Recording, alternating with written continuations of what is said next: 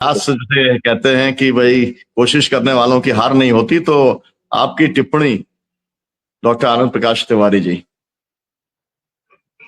जी sir, पहले तो बहुत बहुत बधाई के पात्र हैं ये लोग। और हम तो उस धरती से आते हैं जहां बुद्ध से लेकर के कबीर, रविदास और राजनारायण तक की परंपरा हम देखते हैं।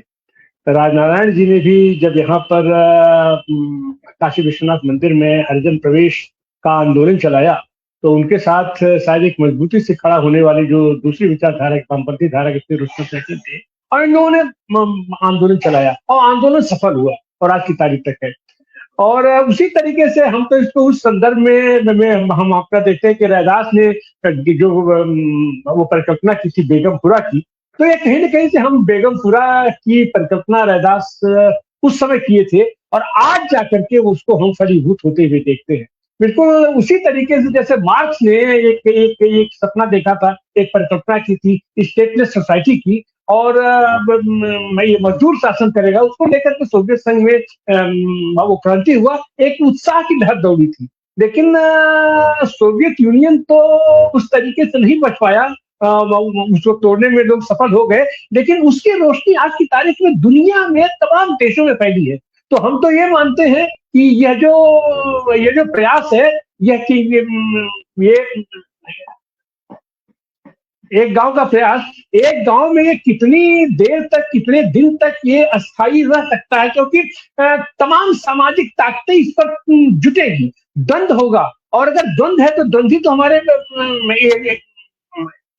लोकतंत्र की परंपरा है, अपना द्वंद होना तो अच्छी बात है। तो ये जो सामाजिक ताकतें हैं वो उसको तोड़ने की कोशिश करेगी, लेकिन उस तोड़ने की कोशिश में यह जो दीप जला है, वह दीप निश्चित रूप से इसका उजाला देश के पैमाने पर फैलेगा, जगह जगह फैलेगा। और ये जो घटाटोप अंधेरा है उसमें ये दीपक बहुत ही काम करेगा और रोशनी आगे बढ़ेगी, और ये दीपक निश्चित रूप से मसाल बन के आगे बढ़ेगा। हम उसके लिए अपनी हार्दिक शुभकामनाएं देते हैं और उम्मीद करते हैं कि ये दीपक ये मसाल बन करके समाज में आगे आए।